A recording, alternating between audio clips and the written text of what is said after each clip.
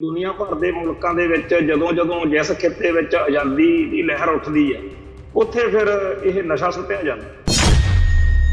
पंजाब के नशिਆਂ के अतवाद बारे पहले दिन तो इस सारे गल मनते आ रहे हैं कि यह भारतीय हुकूमती तंत्र का एक प्रोजेक्ट वा।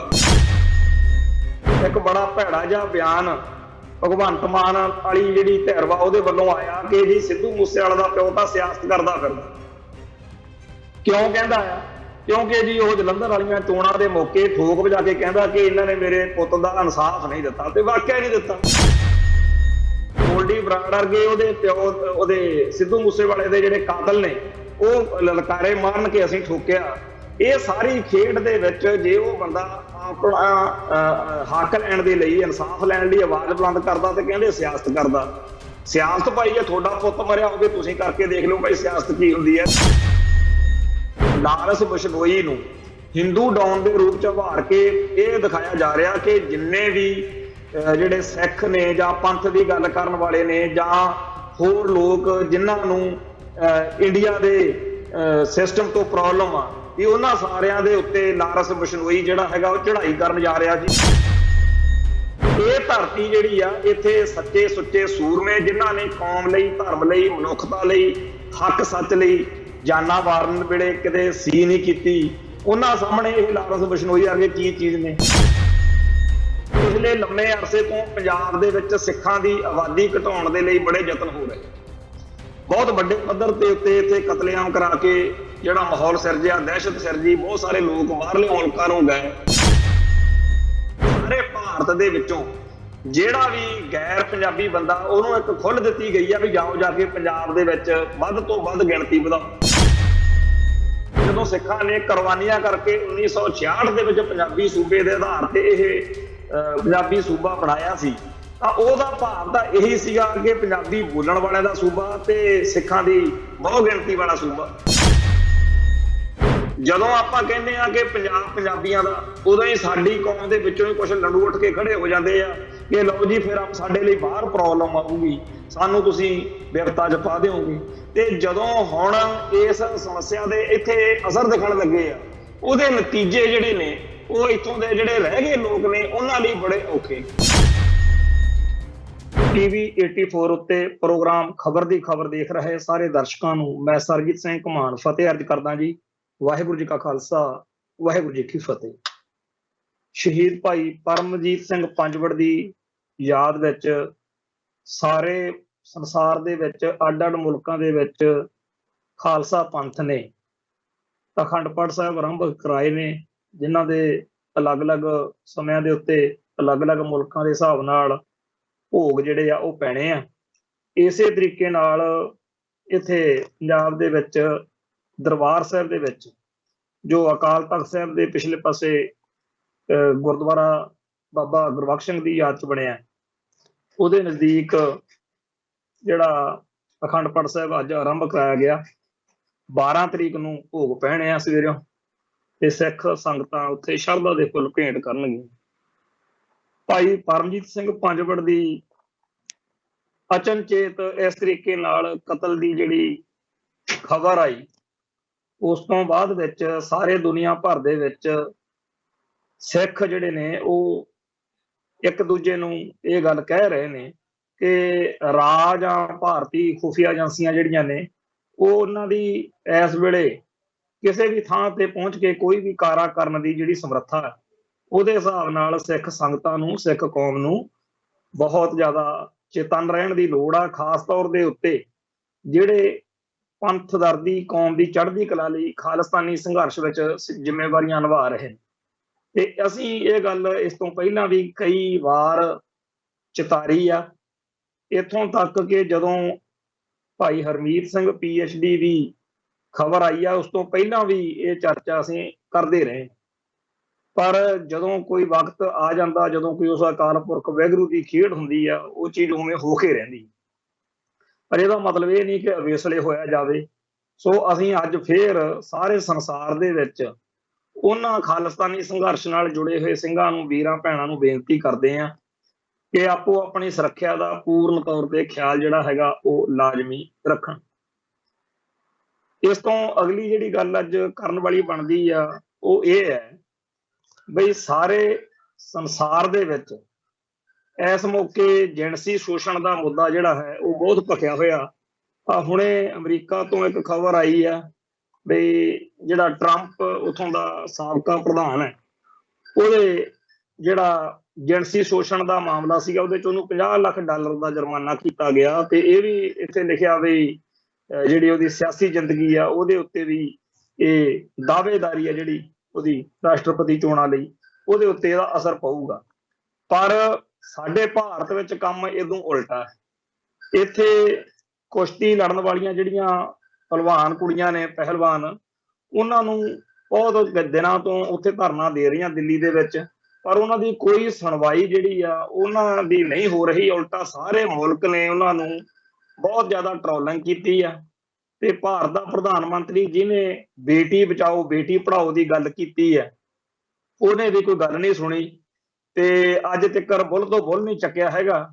ਤੇ ਸਾਰਾ ਜਿਹੜਾ ਮੀਡੀਆ ਉਹ ਵੀ ਪੂਰੀ ਤਰ੍ਹਾਂ ਇਹਨਾਂ ਬੱਚੀਆਂ ਦੇ ਖਿਲਾਫ ਮਾਹੌਲ ਸਿਰਜਣ ਵਿੱਚ ਲੱਗਿਆ ਹੋਇਆ ਤੇ ਹਰ ਸੰਭਵ ਤਰੀਕੇ ਨਾਲ ਇਹਨਾਂ ਲੋਕਾਂ ਨੂੰ, ਜਿਹੜੀਆਂ ਉੱਥੇ ਸੰਘਰਸ਼ ਕਰ ਰਹੀਆਂ ਬੱਚੀਆਂ ਨੇ, ਉਹਨਾਂ ਨੂੰ ਉਹਨਾਂ ਦੇ ਹੌਸਲੇ ਪਸਤ ਕਰਨ ਦੇ ਲਈ ਲੱਗੇ ਹੋਏ। ਉਹ ਜਿਹੜਾ ਭਾਰਤੀ ਕੁਸ਼ਤੀ ਸੰਘ ਦਾ ਪ੍ਰਧਾਨ ਆ ਬਿਰਜ ਭੂਸ਼ਣ ਸ਼ਰਨ ਸਿੰਘ, ਉਹਦੇ ਉੱਤੇ ਇਹਨਾਂ ਬੱਚੀਆਂ ਵੱਲੋਂ ਜਿਣਸੀ ਸ਼ੋਸ਼ਣ ਕਰਨ ਦੇ ਜਿਹੜੇ ਆ ਇਲਜ਼ਾਮ ਉਹ ਲਾਏ ਗਏ ਨੇ।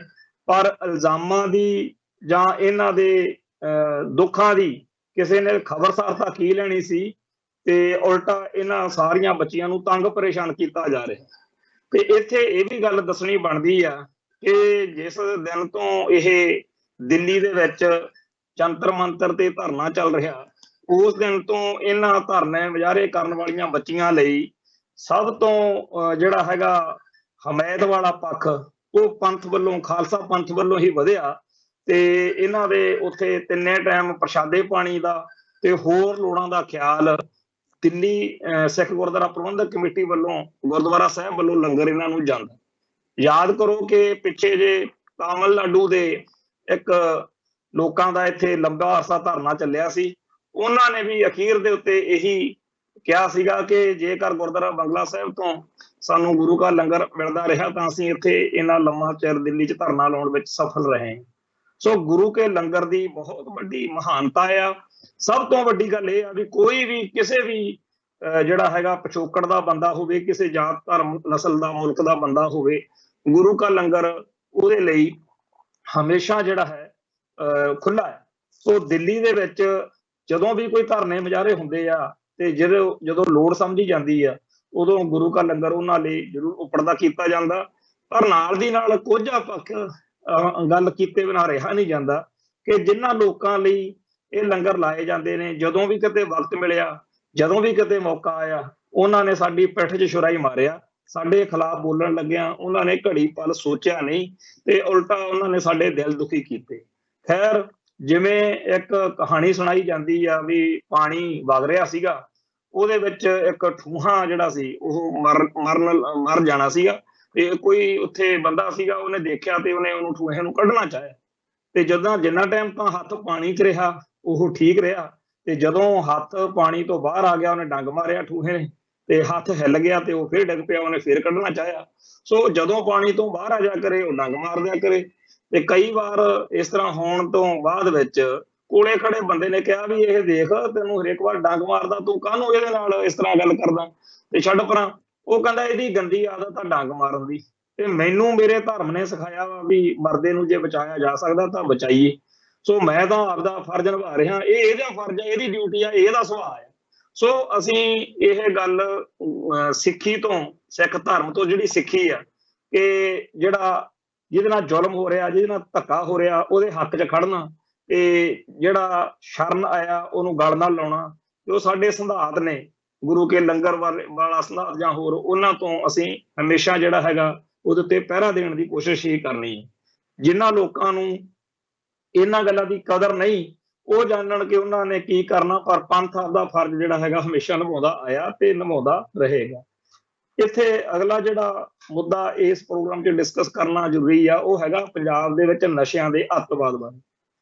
ਪੰਜਾਬ ਦੇ ਵਿੱਚ ਨਸ਼ਿਆਂ ਦੇ ਅੱਤਵਾਦ ਬਾਰੇ ਪਹਿਲੇ ਦਿਨ ਤੋਂ ਹੀ ਅਸੀਂ ਸਾਰੇ ਇਹ ਗੱਲ ਮੰਨਦੇ ਆ ਰਹੇ ਹਾਂ ਕਿ ਇਹ ਭਾਰਤੀ ਹਕੂਮਤੀ ਤੰਤਰ ਦਾ ਇੱਕ ਪ੍ਰੋਜੈਕਟ ਵਾ, ਜਿਹੜਾ ਸਾਨੂੰ ਸਾਰਿਆਂ ਨੂੰ ਪਤਾ ਕਿ ਦੁਨੀਆ ਭਰ ਦੇ ਮੁਲਕਾਂ ਦੇ ਵਿੱਚ ਜਦੋਂ ਜਦੋਂ ਜਿਸ ਖਿੱਤੇ ਵਿੱਚ ਆਜ਼ਾਦੀ ਦੀ ਲਹਿਰ ਉੱਠਦੀ ਹੈ, ਉੱਥੇ ਫਿਰ ਇਹ ਨਸ਼ਾ ਸੁੱਟਿਆ ਜਾਂਦਾ। ਤੋ ਇੱਥੇ ਸਾਡੇ ਪੰਜਾਬ ਦੇ ਵਿੱਚ ਵੀ ਖਾੜਕੂ ਲਹਿਰ ਦੇ ਡਿੱਗਣ ਸਾਰ ਪੰਜਾਬ 'ਚ ਨਸ਼ਾ ਆ ਵੜਿਆ ਸੀ। ਤੋ ਡੋਡੇ ਜਾਂ ਜਿਹੜੇ ਮੈਡੀਕਲ ਨਸ਼ਾ ਸੀ, ਉਸ ਤੋਂ ਬਾਅਦ ਵਿੱਚ ਅਫੀਮ, ਸ਼ਰਾਬ, ਭੁੱਕੀ ਵਾਲੇ ਤੋਂ ਹੁਣ ਸਮੈਕ ਜਾਂ ਚਿੱਟੇ ਤੱਕ ਗੱਲ ਆ ਗਈ। ਇਹ ਸਾਰਾ ਮਸਲਾ ਜਿਹੜਾ ਸੀ ਪਹਿਲੇ ਦਿਨ ਤੋਂ ਹੀ ਸਿੱਖ ਇੱਥੇ ਇਸ ਗੱਲ ਦੇ ਉੱਤੇ ਪੰਜਾਬ ਦੇ ਵਿੱਚ ਕਹਿੰਦੇ ਰਹੇ ਆ ਕਿ ਇਹਨੂੰ ਹਕੂਮਤ ਦੀ ਸਰਪ੍ਰਸਤੀ ਹਾਸਲ ਆ, ਪੁਲਿਸ ਦੀ ਸਰਪ੍ਰਸਤੀ ਹਾਸਲ ਆ। ਪਰ ਇਸ ਗੱਲ ਦੇ ਉੱਤੇ ਮੀਡੀਆ ਨੇ ਕਦੇ ਬਹੁਤੀ ਜ਼ਿਆਦਾ ਜਿਹੜੀ ਸਹੀ ਜ਼ਿੰਮੇਵਾਰੀ ਨਹੀਂ ਸੀ ਨਿਭਾਈ। ਪਰ ਜਦੋਂ ਕੈਪਟਨ ਅਮਰਿੰਦਰ ਸਿੰਘ ਦਾ ਰਾਜ ਆਇਆ, ਉਦੋਂ 2017 ਦੇ ਵਿੱਚ ਇੱਕ ਟਾਸਕ ਫੋਰਸ ਜਿਹੜੀ ਸੀਗੀ ਉਹ ਬਣਾਈ ਗਈ ਸੀ, ਜਿਹਦੇ ਵਿੱਚ ਹੋਰ ਬਹੁਤ ਸਾਰੀਆਂ ਗੱਲਾਂ ਦੇ ਨਾਲ ਇੱਕ ਚੀਜ਼ ਸਾਹਮਣੇ ਆਈ ਬਈ ਇੱਕ ਰਾਜਜੀਤ ਸਿੰਘ ਜਿਹੜਾ SP ਰੈਂਕ ਦਾ ਅਫਸਰ ਆ, ਉਹਦੇ ਕਮਾਂਡ ਹੇਠ ਇੰਦਰਜੀਤ ਸਿੰਘ ਨਾਮ ਦਾ ਇੱਕ ਥਾਣੇਦਾਰ ਆ, ਜਿਹੜਾ ਕਿ ਬੜੀ ਜਲਦੀ ਛੋਟੇ ਰੈਂਕ ਤੋਂ ਤਰੱਕੀਆਂ ਕਰਦਾ ਹੋਇਆ ਇੰਸਪੈਕਟਰ ਬਣ ਗਿਆ ਵਾ। ਤੇ ਉਹਦੀਆਂ ਪੰਜਾਬ ਦੇ ਵਿੱਚ ਬੜੀਆਂ ਵੱਡੇ ਪੱਧਰ ਤੇ ਰਿਕਵਰੀਆਂ ਨੇ ਨਸ਼ੇ ਦੀਆਂ, ਪਰ ਉਹਦੀਆਂ ਰਿਕਵਰੀਆਂ ਵਾਲੇ ਬੰਦੇ ਬੜੀ ਛੇਤੀ ਬੜੀ ਮੌਜ ਨਾਲ ਛੁੱਟ ਵੀ ਜਾਂਦੇ ਆ। ਤੋਂ ਬੜੀਆਂ ਗੜਬੜਾਂ ਨਸ਼ੇ ਦੇ ਮਾਮਲਿਆਂ ਦੇ ਵਿੱਚ ਇੰਦਰਜੀਤ ਦੀਆਂ ਜਦੋਂ ਆਈਆਂ ਸਾਹਮਣੇ, ਤਾਂ ਜਦੋਂ ਛਾਪੇਮਾਰੀ ਕੀਤੀ ਗਈ, ਗ੍ਰਿਫਤਾਰ ਕੀਤਾ ਗਿਆ ਇੰਦਰਜੀਤ ਥਾਣੇਦਾਰ ਦੇ ਕੋਲੋਂ ਨਸ਼ੇ ਤੋਂ ਬਗੈਰ ਹੋਰ ਬੜਾ ਕੁਝ ਜਿਹੜਾ ਸਿੱਖ ਨੌਜਵਾਨਾਂ ਦੇ ਉੱਤੇ ਝੂਠੇ ਮੁਕੱਦਮੇ ਬਣਾਉਣ ਲਈ ਚੀਜ਼ਾਂ ਰੱਖੀਆਂ ਸੀ, ਅਸਲਾ ਵਗੈਰਾ, ਉਹ ਵੀ ਬਰਾਮਦ ਹੋਇਆ। ਜਿਹੜਾ ਇਹ ਮਾਮਲਾ ਖੁੱਲਿਆ, ਇਹਨੂੰ ਦਬਾਉਣ ਦੇ ਲਈ ਫਿਰ ਜਿਸ ਤਰੀਕੇ ਨਾਲ ਹਕੂਮਤੀ ਤੰਤਰ ਨੇ ਰੂਲ ਪਲੇ ਕੀਤਾ ਉਹ ਵੀ ਸਾਹਮਣੇ ਆ।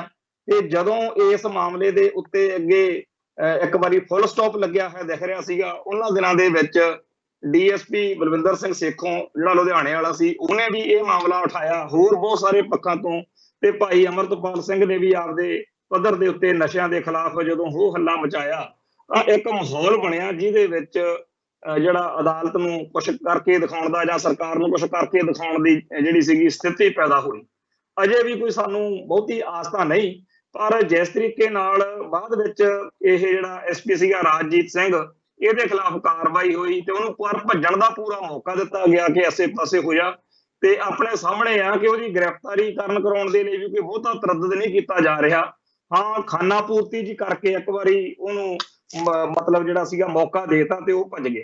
ਹੁਣ ਉਸ ਤੋਂ ਬਾਅਦ ਵਿੱਚ ਇਸ ਮਾਮਲੇ ਉੱਤੇ ਸਰਕਾਰ ਦੀ ਬਹੁਤ ਸ਼ੀਸ਼ਾ ਲੇਦਰ ਜਿਹੜੀ ਆ ਪਿਛਲੇ ਦਿਨਾਂ ਤੋਂ ਹੋ ਰਹੀ ਆ ਕਿ ਇੰਦਰਜੀਤ ਨੂੰ ਫੜ ਕੇ ਅੰਦਰ ਦੇਤਾ, ਰਾਜਜੀਤ ਨੂੰ ਭਜਾਤਾ, ਤੇ ਬਾਕੀ ਬਹੁਤ ਵੱਡੇ ਪੱਧਰ ਤੇ ਹੋਰ ਅਫਸਰ ਜਿਹੜੇ ਸਾਰੇ ਕਾਂਡ ਨਾਲ ਜ਼ਿੰਮੇਵਾਰ ਨਿਗੇ, ਜਿਹੜੇ ਦੋਸ਼ੀ ਨੇ, ਉਹਨਾਂ ਨੂੰ ਕੁਝ ਨਹੀਂ ਕੀਤਾ ਜਾ ਰਿਹਾ। ਸੋ ਅੱਜ ਇੱਕ ਨਵਾਂ ਇਸ ਮਾਮਲੇ 'ਚ ਮੋੜ ਆਉਂਦਾ ਦਿਖਿਆ, ਜਿਹਦੇ ਵਿੱਚ ਜਿਹੜਾ ਮੁੱਖ ਮੰਤਰੀ ਦਫ਼ਤਰ ਆ, ਉੱਥੋਂ ਇਹ ਖਬਰਾਂ ਆਈਆਂ ਨੇ ਵੀ ਜਿਹੜਾ AIG ਰਾਜਜੀਤ ਸਿੰਘ ਬਰਖਾਸਤ ਕੀਤਾ ਹੋਇਆ, ਉਹਦੇ ਮਾਮਲੇ ਵਿੱਚ ਜਿਹੜਾ ਥਾਣੇਦਾਰ ਇੰਦਰਜੀਤ ਆ, ਉਹਦੇ ਪੱਖ ਤੋਂ ਕੁਝ ਨਵੇਂ ਜਿਹੜੇ ਆ ਪੁਆਇੰਟ, ਨਵੇਂ ਨੁਕਤੇ ਉਹ ਜੁੜੇ ਆ ਕਿ ਇਹ ਹੁਣ ਪੜਤਾਲ ਕਰਵਾਈ ਜਾ ਰਹੀ ਆ ਕਿ ਜਿਨ੍ਹਾਂ ਨੇ ਉਸ ਇੰਦਰਜੀਤ ਨੂੰ ਹੇਠਲੇ ਰੈਂਕ ਤੋਂ ਉੱਪਰ ਚੱਕਣ ਤੱਕਰ, ਜਾਂ ਉਹਦੀ ਜਦੋਂ ਕਿਤੇ ਫਸਦਾ ਦਿਖਿਆ, ਜਦੋਂ ਉਹਦੇ ਖਿਲਾਫ ਪੜਤਾਲ ਖੁੱਲੀ, ਉਹਨੂੰ ਬਚਾਉਣ ਦੇ ਲਈ ਜਾਂ ਉਹਦੀ ਪੁਸ਼ਤ ਪਨਾਹੀ ਸਰਪ੍ਰਸਤੀ ਕਰਨ ਲਈ ਕਿਹੜੇ ਅਫਸਰਾਂ ਦੀ ਕਿਵੇਂ ਦੀ ਭੂਮਿਕਾ ਰਹੀ।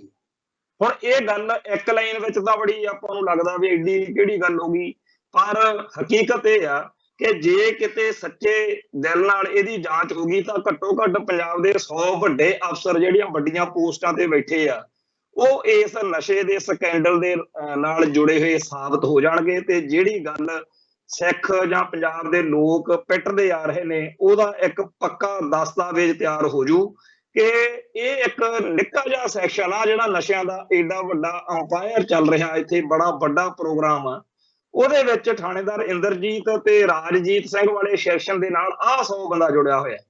ਤੇ ਇਹ ਬੜੇ ਸੀਨੀਅਰ ਤੇ ਬੜੇ ਵੱਡੇ ਅਫਸਰ ਨੇ, ਜਿਨ੍ਹਾਂ ਨੇ ਕਿਉਂ ਭਾਈ ਜਦੋਂ ਉਹ ਫਸਦਾ ਸੀ ਪੜਤਾਲ ਵਿੱਚ ਉਹਨੂੰ ਬਚਾਇਆ, ਕਿਉਂ ਜਦੋਂ ਉਹਨੂੰ ਤਰੱਕੀਆਂ ਦਿੱਤੀਆਂ ਗਈਆਂ, ਉਹ ਤੇ ਮਿਹਰਬਾਨ ਇੰਨਾ ਕਿਉਂ ਸੀ, ਹੋਰ ਵੀ ਬੜੇ ਅਫਸਰ ਸੀਗੇ, ਬੜੇ ਹੋਰ ਮੁਲਾਜ਼ਮ ਸੀ, ਉਹਨਾਂ ਨੂੰ ਤਾਂ ਉਸ ਤਰੀਕੇ ਦੀ ਕਿਰਪਾ ਨਹੀਂ ਮਿਲੀ।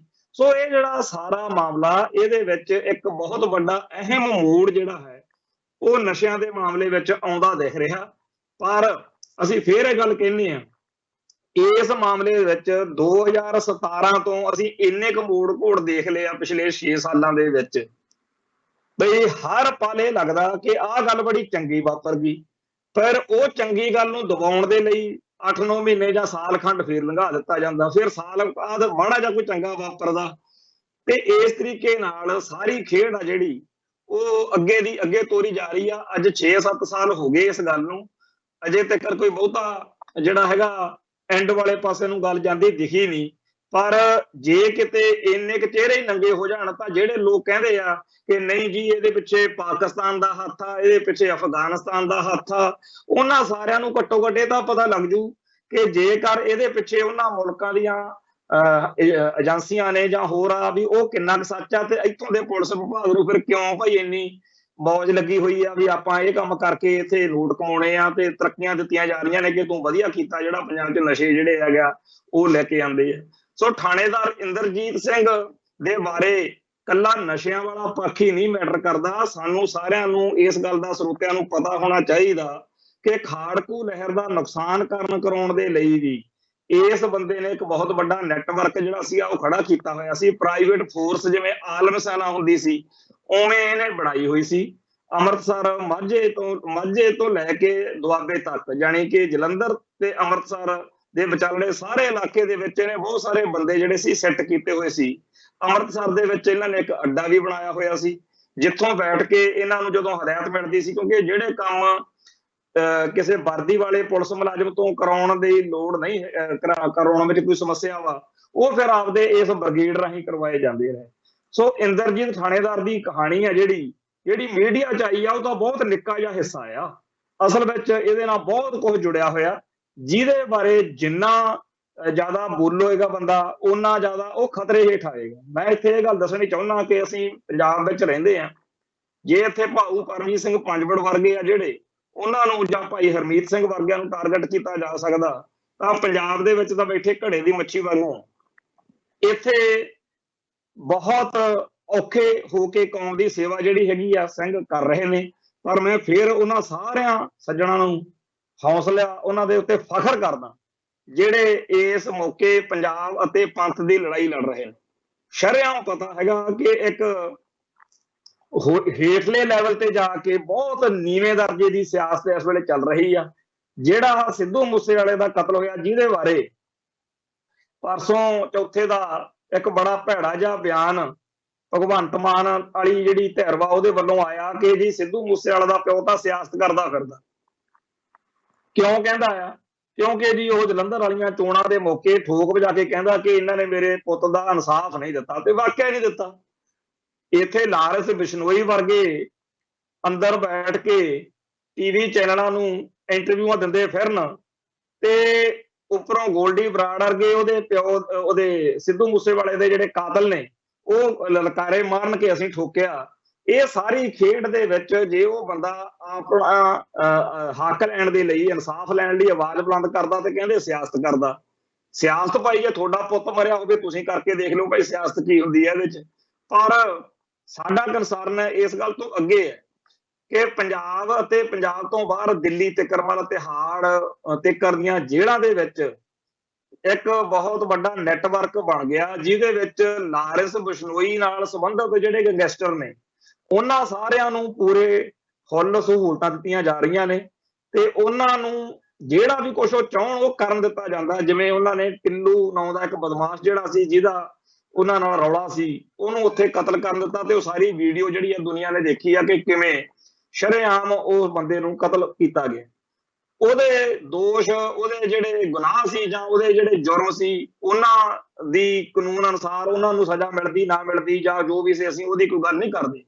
ਅਸੀਂ ਇਹ ਕਹਿੰਦੇ ਹਾਂ ਕਿ ਜਿਹੜੇ ਬੰਦੇ ਲਾਰੈਂਸ ਬਿਸ਼ਨੋਈ ਨਾਲ ਸੰਬੰਧਿਤ ਨੇ ਉਹਨਾਂ ਨੂੰ ਹਰ ਥਾਂ ਦੇ ਉੱਤੇ ਸਟੇਟ ਦੀ ਸਰਪ੍ਰਸਤੀ ਮਿਲ ਰਹੀ ਹੈ, ਤੇ ਜਿਹੜੇ ਬੰਦੇ ਲਾਰੈਂਸ ਬਿਸ਼ਨੋਈ ਤੋਂ ਉਲਟ ਧਿਰ ਵਾਲੇ ਨੇ ਉਹਨਾਂ ਸਾਰਿਆਂ ਨੂੰ ਇਸ ਮੌਕੇ ਰਗੜਾ ਚਾੜਿਆ ਜਾ ਰਿਹਾ। ਔਰ ਇਹਦੇ ਵਿੱਚ ਇਹ ਸਾਬਤ ਕੀਤਾ ਜਾ ਰਿਹਾ ਕਿ ਲਾਰੈਂਸ ਬਿਸ਼ਨੋਈ ਵਾਲਾ ਗਰੁੱਪ ਆ ਜਿਹੜਾ ਉਹ ਭਾਰਤ ਦਾ ਹਿੰਦੂ ਦੇਵਤਿਆਂ ਵਰਗਾ ਗਰੁੱਪ ਆ ਜੀ, ਉਹ ਤਾਂ ਰਾਸ਼ਟਰਵਾਦੀ ਬੰਦੇ ਨੇ। ਜਿਵੇਂ ਲਾਰੈਂਸ ਬਿਸ਼ਨੋਈ ਵਾਲੀ ਗੱਲ ਤੋਂ ਲੋਕਾਂ ਨੇ ਉਦੋਂ ਵੀ, ਜਦੋਂ ਇਹ ਇੰਟਰਵਿਊ ਕੀਤੀ ਸੀ, ਉਦੋਂ ਵੀ ਇਹ ਗੱਲ ਵਾਰ-ਵਾਰ ਉੱਠੀ ਸੀ ਕਿ ਦਿੱਲੀ ਜਿਹੜੇ ਦਿੱਲੀ ਬੰਬ ਧਮਾਕੇ ਹੋਏ 93 ਵਾਲੇ, ਬਾਬਰੀ ਮਸਜਿਦ ਵਾਲਾ ਕਾਂਡ ਹੋਇਆ, ਜਾਂ ਹੋਰ ਸਾਰਾ ਉਹ ਮਾਹੌਲ ਬਣਿਆ, ਉਦੋਂ ਜਿਹੜਾ ਬੰਬੇ ਦਾ ਕ੍ਰਾਈਮ ਵਰਲਡ ਸੀ ਉਹਦੇ ਵਿੱਚ ਫਿਰ ਦਫੇੜ ਪਈ, ਹਿੰਦੂ ਡਾਊਨ ਤੇ ਮੁਸਲਮ ਡਾਊਨ ਦੀ ਗੱਲ ਚੱਲੀ, ਤੇ ਛੋਟਾ ਰਾਜਨ ਆਹ ਚੀਜ਼ ਆ ਜੀ, ਹਿੰਦੂ ਡਾਊਨ ਆ, ਤੇ ਦਾਊਦ ਇਬਰਾਹਿਮ ਮੁਸਲਮਾਨ ਡਾਊਨ ਆ। ਇਹ ਸਾਰੀਆਂ ਕਹਾਣੀਆਂ ਜਿਹੜੀਆਂ ਸੀ, ਉਹੋ ਜਿਹਾ ਕੁਝ ਹੁਣ ਪੰਜਾਬ 'ਚ ਜਾਂ ਸਿੱਖ ਜਗਤ ਨਾਲ ਹੋਣ ਜਾ ਰਿਹਾ, ਜਿਹਦੇ ਵਿੱਚ ਲਾਰੈਂਸ ਬਿਸ਼ਨੋਈ ਨੂੰ ਹਿੰਦੂ ਡਾਊਨ ਦੇ ਰੂਪ 'ਚ ਉਭਾਰ ਕੇ ਇਹ ਦਿਖਾਇਆ ਜਾ ਰਿਹਾ ਕਿ ਜਿੰਨੇ ਵੀ ਜਿਹੜੇ ਸਿੱਖ ਨੇ ਜਾਂ ਪੰਥ ਦੀ ਗੱਲ ਕਰਨ ਵਾਲੇ ਨੇ ਜਾਂ ਹੋਰ ਲੋਕ ਜਿਨ੍ਹਾਂ ਨੂੰ ਇੰਡੀਆ ਦੇ ਸਿਸਟਮ ਤੋਂ ਪ੍ਰੋਬਲਮ ਆ, ਵੀ ਉਹਨਾਂ ਸਾਰਿਆਂ ਦੇ ਉੱਤੇ ਲਾਰੈਂਸ ਬਿਸ਼ਨੋਈ ਜਿਹੜਾ ਹੈਗਾ ਉਹ ਚੜ੍ਹਾਈ ਕਰਨ ਜਾ ਰਿਹਾ ਜੀ, ਉਹ ਕਰ ਦਿਆਂਗੇ, ਉਹ ਕਰ ਦਿਆਂਗੇ। ਵੈਸੇ ਇਹ ਗੱਲ ਦੇ ਉੱਤੇ ਇਹਨਾਂ ਦੀ ਤੇ ਬੜਾ ਹਾਸਾ ਆਉਂਦਾ ਬਈ ਐਸ ਪੰਜਾਬ ਦੀ ਧਰਤੀ ਨੇ ਜਿਹੜੇ ਸੂਰਮੇ ਜੰਮੇ ਆ, ਉਹਨਾਂ ਨੂੰ ਤੁਸੀਂ ਲਾਰੈਂਸ ਬਿਸ਼ਨੋਈ ਵਰਗੇ ਬਦਮਾਸ਼ਾਂ ਤੋਂ ਡਰਾਉਣ ਨੂੰ ਫਿਰਦੇ। ਇਹ ਧਰਤੀ ਜਿਹੜੀ ਆ, ਇੱਥੇ ਸੱਚੇ ਸੁੱਚੇ ਸੂਰਮੇ ਜਿਨ੍ਹਾਂ ਨੇ ਕੌਮ ਲਈ, ਧਰਮ ਲਈ, ਮਨੁੱਖਤਾ ਲਈ, ਹੱਕ ਸੱਚ ਲਈ ਜਾਨਾਂ ਵਾਰਨ ਵੇਲੇ ਕਿਤੇ ਸੀ ਨਹੀਂ ਕੀਤੀ, ਉਹਨਾਂ ਸਾਹਮਣੇ ਇਹ ਲਾਰੈਂਸ ਬਿਸ਼ਨੋਈ ਵਰਗੇ ਕੀ ਚੀਜ਼ ਨੇ। ਪਰ ਜਿਸ ਤਰੀਕੇ ਨਾਲ ਉਹਨੂੰ ਉਭਾਰਿਆ ਜਾ ਰਿਹਾ, ਉਹਦੇ ਤੋਂ ਬੜੀ ਅਜੀਬ ਜੀ ਗੱਲ ਲੱਗਦੀ ਆ ਕਿ ਇਹਨਾਂ ਦੀ ਕਿੰਨੀ ਨੀਚ ਸੋਚ ਆ ਕਿ ਕਿਸੇ ਗੁੰਡੇ ਬਦਮਾਸ਼ ਨੂੰ ਮੂਹਰੇ ਕਰਕੇ ਉਹਦੇ ਰਾਹੀਂ ਆਪਦੇ ਮਕਸਦ ਹੱਲ ਕਰਾਓ। ਸੋ ਇਹ ਜਿਹੜਾ ਸਾਰਾ ਚੱਲ ਰਿਹਾ, ਇਹ ਉਵੇਂ ਦਾ ਲੱਗਦਾ ਜਿਵੇਂ ਪਿੱਛੇ ਜੇ ਆ ਜਿਹੜੇ ਪੰਜਾਬ ਦੇ ਸਾਡੇ ਹਿੰਦੂ ਅੱਤਵਾਦੀ ਸੀ, ਇਹ ਕਰਿਆ ਕਰਨ ਕਿ ਜਿਹੜਾ ਫਲਾਨੇ ਦੀ ਥੱਪੜ ਮਾਰੂਗਾ ਜੀ ਉਹਨੂੰ 5000 ਦੇਵਾਂਗੇ, ਜਿਹੜਾ ਫਲਾਨੇ ਦੀ ਜਿਹੜਾ ਹੈਗਾ ਬੇਇੱਜ਼ਤੀ ਕਰੂਗਾ ਉਹਨੂੰ 5 ਲੱਖ ਦੇਵਾਂਗੇ। ਤੋ ਇਹ ਜਿਹੜਾ ਸਪਾਰੀ ਕਿਲਿੰਗ ਵਾਲਾ ਕੰਮ ਆ, ਵੀ ਸਪਾਰੀ ਦੇ ਕੇ ਕੰਮ ਕਰਾਉਣੇ, ਇਹ ਜਿਹੜੀ ਸੋਚ ਆ ਇਹਨਾਂ ਲੋਕਾਂ ਦੀ, ਉਹਦੇ ਤਹਿਤ ਹੀ ਪੰਜਾਬ ਦੇ ਵਿੱਚ ਇਸ ਵੇਲੇ ਬਹੁਤ ਅਜੀਬੋ ਗਰੀਬ ਜਿਹਾ ਮਾਹੌਲ ਜਿਹੜਾ ਹੈਗਾ ਉਹ ਬਣਦਾ ਦਿਖ ਰਿਹਾ। ਤੇ ਉਹ ਪੰਜਾਬ ਜਿਹੜਾ ਸਦਾ ਅਣਖ ਗੈਰਤ ਵਾਲਿਆਂ ਦਾ ਪੰਜਾਬ ਰਿਹਾ, ਉਹਨੂੰ ਨੀਚ ਦਰਜੇ ਦੀ ਲੜਾਈ ਲੜਨ ਲਈ, ਜਿਵੇਂ ਕਹਿੰਦੇ ਆ ਨਾ ਵੀ ਜੇ ਸੂਰ ਨਾਲ ਲੜਨਾ ਹੋਵੇ ਫਿਰ ਗੰਦ 'ਚ ਲਿਪਣਾ ਪੈਂਦਾ ਬੰਦੇ ਨੂੰ। ਸੋ ਜਿਹੜੀ ਹੱਕ ਸੱਚ ਦੀ, ਜਿਹੜੀ ਚੜ੍ਹਦੀ ਕਲਾ ਦੀ, ਜਿਹੜੀ ਮਨੁੱਖਤਾ ਦੀ, ਜਿਹੜੀ ਸਰਬੱਤ ਦੇ ਭਲੇ ਵਾਲੀ ਸੋਚ ਆ, ਉਹਨੂੰ ਉੱਥੋਂ ਸਿੱਟ ਕੇ ਹੇਠਾਂ ਉਹਨੂੰ ਨੀਵੇਂ ਦਰਜੇ ਦੀ ਗੈਂਗਸਟਰਾਂ ਵਾਲੀ ਨੀਵੀਂ ਥਾਂ ਤੇ ਲਿਆ ਕੇ ਵੰਗਾਰਿਆ ਜਾ ਰਿਹਾ। ਇਹ ਸਾਰੀ ਗੱਲ ਦੇ ਉੱਤੇ ਪਿਛਲੇ ਦਿਨਾਂ ਦੇ ਵਿੱਚ ਵੀ ਚਰਚਾ ਹੁੰਦੀ ਰਹੀ, ਪਰ ਜਦੋਂ ਹੁਣ ਇਹ ਗੱਲ ਸਾਫ਼ ਦਿਖ ਰਹੀ ਆ ਕਿ ਸਾਰੇ ਭਾਰਤ ਵਿੱਚ ਹਰ ਉਹ ਬੰਦਾ ਜਿਹੜਾ ਲਾਰੈਂਸ ਬਿਸ਼ਨੋਈ ਦੇ ਵਿਰੋਧ 'ਚ ਆ, ਉਹਨੂੰ ਖਤਮ ਕਰਵਾਇਆ ਜਾ ਰਿਹਾ ਤਾਂ ਕਿ ਲਾਰੈਂਸ ਬਿਸ਼ਨੋਈ ਨੂੰ ਇੱਕ ਬਹੁਤ ਵੱਡਾ ਦੇਵਤਾ ਹਿੰਦੂ ਰਾਸ਼ਟਰ ਦਾ ਜਿਹੜਾ ਹੈਗਾ ਉਹ ਬਣਾ ਕੇ ਪੇਸ਼ ਕੀਤਾ ਜਾਵੇ। ਹੋ ਸਕਦਾ ਆਉਣ ਵਾਲੇ ਸਮੇਂ ਦੇ ਵਿੱਚ ਜਿਹੜੇ ਉਹਦੇ ਨਾਂ ਦੇ ਉੱਤੇ ਉਹਦਾ ਹੱਥ ਟੋਕਾ ਬਣ ਕੇ ਜੁਰਮ ਕਰ ਰਹੇ ਨੇ, ਉਹ ਸਜ਼ਾਵਾਂ ਭੁਗਤ ਰਹੇ ਹੋਣ, ਤੇ ਲਾਰੈਂਸ ਬਿਸ਼ਨੋਈ ਜਿਹੜਾ ਹੈ ਉਹ ਸਾਧਵੀ ਪ੍ਰਗਿਆ ਵਾਂਗੂ ਮੈਂਬਰ ਪਾਰਲੀਮੈਂਟ ਬਣਾ ਕੇ ਉੱਥੇ ਪਾਰਲੀਮੈਂਟ ਦੇ ਵਿੱਚ ਬਿਠਾਇਆ ਹੋਵੇ। ਇਹ ਕੋਈ ਵੱਡੀ ਗੱਲ ਨਹੀਂ। ਪਰ ਅਸੀਂ ਇਹਨਾਂ ਮਸਲਿਆਂ ਤੋਂ ਅੱਗੇ ਆਈਏ ਕਿ ਇੱਕ ਹੇਟ ਸਪੀਚ ਦਾ ਇਹਨਾਂ ਦਿਨਾਂ ਦੇ ਵਿੱਚ ਸੁਪਰੀਮ ਕੋਰਟ ਦੇ ਵਿੱਚੋਂ ਵੀ ਆਇਆ ਕਿ ਜਿਹੜੇ ਕਰਦੇ ਆ, ਉਹ ਦਿਖ ਰਿਹਾ ਸਾਫ਼ ਕਿ ਜਿਹੜੇ ਘੱਟ ਗਿਣਤੀ ਲੋਕ ਨੇ ਉਹਨਾਂ ਤੇ ਰਗੜਾ ਚਾੜਨਾ, ਤੇ ਜਿਹੜੇ ਮੁਸਲਮਾਨ ਨੇ ਜਾਂ ਈਸਾਈ ਨੇ ਜਾਂ ਹੋਰ ਘੱਟ ਗਿਣਤੀਆਂ ਨੇ ਉਹਨਾਂ ਨੂੰ ਟਾਰਗੇਟ ਕਰਨਾ। ਪਰ ਇਹਦੇ ਵਿੱਚ ਜਿਹੜਾ ਹਿੰਦੂ ਅੱਤਵਾਦੀ ਹੈਗਾ, ਹਿੰਦੂ ਅੱਤਵਾਦ ਆ, ਉਹਨੂੰ ਬਿਲਕੁਲ ਇਹਨਾਂ ਨੇ ਹੱਥ ਨਹੀਂ ਲਾਉਣਾ। ਸੋ ਪਿਛਲੇ ਦਿਨਾਂ ਦੇ ਵਿੱਚ ਜਦੋਂ ਅਮਰਤਪਾਲ ਸਿੰਘ ਦੇ ਬਹਾਨੇ ਜਾਂ ਇੱਥੇ ਤਿਰੰਗੇ ਵਾਲੀ ਬੀਬੀ ਦੇ ਬਹਾਨੇ ਮਾਹੌਲ ਬਣਾਇਆ ਗਿਆ, ਉਦੋਂ ਹੇਟ ਸਪੀਚ ਵਾਲੀਆਂ ਕੋਈ FIRਾਂ ਦਰਜ ਨਹੀਂ ਹੋਈਆਂ।